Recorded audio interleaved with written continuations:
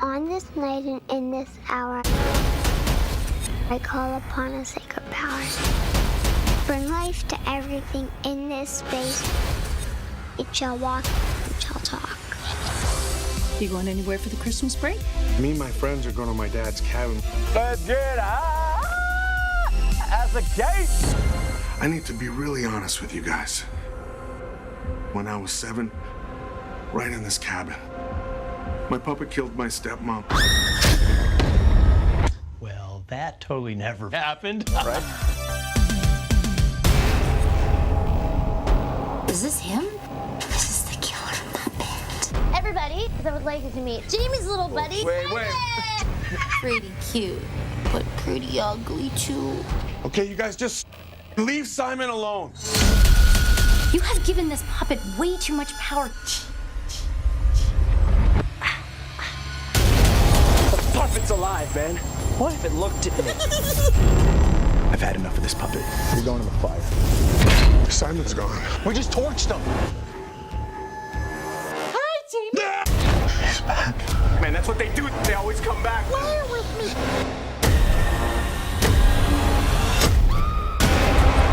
He's alive. And he can walk. He can talk. And he's pretty friggin' strong. Here's Johnny.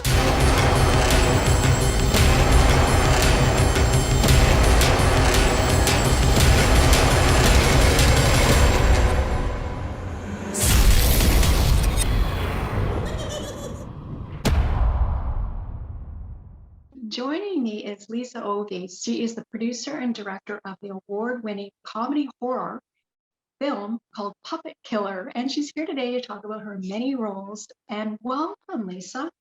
Thank you so much. Oh my gosh, I love the name Puppet Killer. Like, If you've seen the movie, it's pretty on the nose. it's a red monster, and it's. I mean, it looks like you had a lot of fun making the film. Is that correct? Because it looked really. Yeah, absolutely. I mean, it's a passion project from a lot of talented, unbelievable humans. And more than anything, it's sort of a love letter to horror from people who love horror. And yeah, it was a joy to make. It was challenging, but it was still a joy to make. Yes, because your passion has always been horror and comedy, correct? Yes, correct. Yeah. I trained in comedy most of my life and have been a horror fan. So to infuse the two was a dream. Oh, wonderful. And so what inspired you to write the story? Basically, to make it really quick and short, I spent 10 years working on other people's projects, which I loved. That was my film school. And it was a wonderful part of my growing up and my education in film was contributing to other people's projects. But I just kind of had a point one day when I realized I was ready to make something with my voice. And being obsessed with horror, being a lover of old Sam Raimi and Peter Jackson films, this was just all of the things I love put into one opportunity to get my hands dirty in as much as I could before people got their word on to what I was creating. So. Yes, well, congratulations on the many awards. I mean, Best Feature Film, and the list goes on. I mean, did you expect that?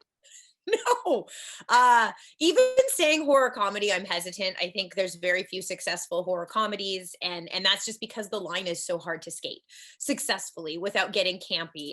No insult to films like Scary Movie, but I wanted to make a scream if we could compare the two for delivery. And I knew that what we were doing was a huge risk with a huge opportunity to fail. And, part of what made this film so hard was the amount of people I fought to make it the way I did. And there was beautiful people that supported me along the way and a lot of people that told me I was crazy. So just to have it finished was amazing. And then to have it do what it did. I mean, we were only on the festival circuit for 4 months before COVID shut us down. And I think we're sitting at 79 nominations and awards. It's so crazy. Yeah, that's just awesome. Like it's like compared to like Friday the 13th, Oh yeah, I mean, and anything comparing me to Friday the 13th or any of our creations to that is a compliment. But yeah, it's a love letter to horror. It's a slasher. It pays homage to the 1980s, 1990s films, and I think it's, it's our gift to horror fans, if I can say that humbly. It's what we love to do. The team, was it James Clayton on the producing side, and Alex? James Clayton is involved in our distributor. So James Clayton came on at the end. The film was definitely finished. And I don't say that to not give James credit. I say it to give the people that spent 5 years making the film credit.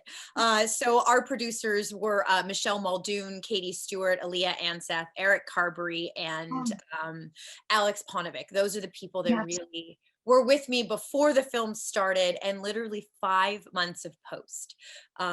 So James Clayton at Industry Works came on last year when we sold the film. That's wonderful. Is this your first time directing? A feature film, yes. I directed a short film prior and some very small projects. But yeah, when it came to my first film, I picked almost all of the things you shouldn't do. Well, how does it make you feel that now it's there, it's done, and the feedback has been great with all the awards and nominations, etc. Like, honestly, it's surreal. And I mean, and I want to be real to anyone who wants to make horror. I hope no one, or film in general, like, yes, this is my first film, but I don't want it to be delusional. Like, you just make a film and this happens. This was 5 years of blood, sweat, and tears, and stress, and crying, and fighting, and so this was a labor of love. This was a child. This was so nuts. So to be able to sit here and watch it explode, and to be so well received, I'm actually having a hard time sitting in it and really seeing that that's real. So hard to answer, but very wonderful. And everyone who worked on this film deserves what's happening right now. Yes, and I mean, like, you have a background in acting as well, right? And you're a founder. Like, you're so multi-talented. I mean, where do you find your stamina, Lisa? I'm Mexican, and I credit a lot of my energy to that. All the things that probably drove all the adults crazy about me growing up are the things that keep me going. But yeah, I just always knew I wanted to be in film, but also as a woman in an industry that is very male dominated. One of the reasons I started my school is because I want to give a space for female creators, female filmmakers, female actors to grow, to be empowered, and to become sort of holistic beings in the industry. And so that was born out of a space of necessity, and something I didn't have growing up. But the rest, yeah, I don't know. I just don't want to stop making stuff. So, and no one would give me a chance. So I didn't want to start all these companies. I just was like, fine, if no one will do it, I'll do it.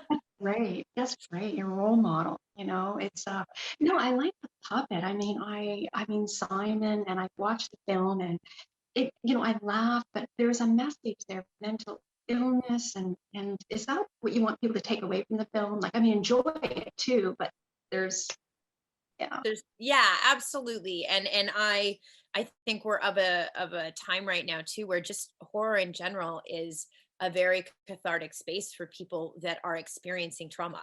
Life is hard, life is scary, and a lot of people aren't taught to communicate through those emotions or to safely feel them, or aren't educated and empowered. And I think, in a bigger answer to that question, horror itself can be the avenue sometimes. And I know some people sort of say, like, why horror? Why do people do it? And for me, that's why. It's a safe space to let people work through things.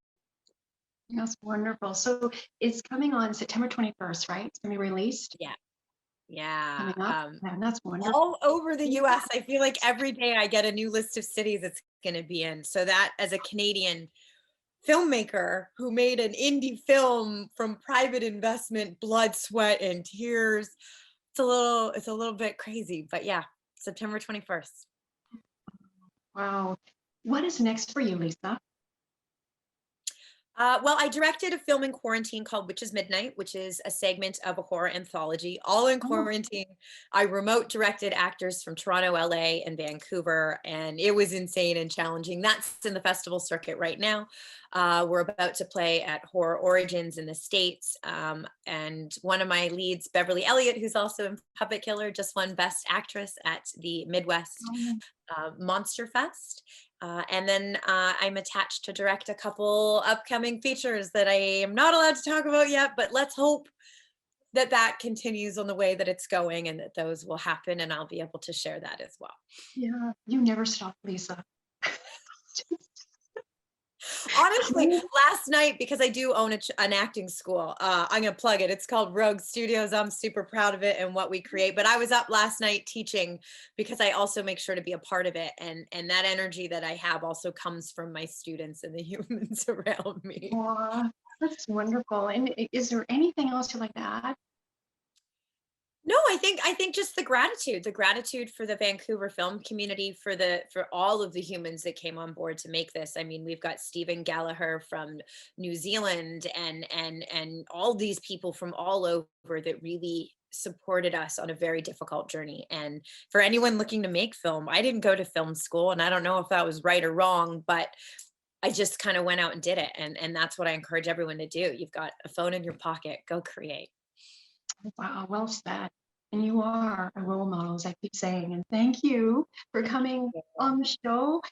I'd like for you to come back, check in with you 6 months, if you like. I would love that anytime. I'm super happy to chat and have conversations. And I'm grateful that anyone gives us the space to talk. So I thank you very much for taking the time to talk to me. Thank you, Lisa. And we'll talk again. For sure. And all the best. Okay. Bye for now. Bye. Thank you.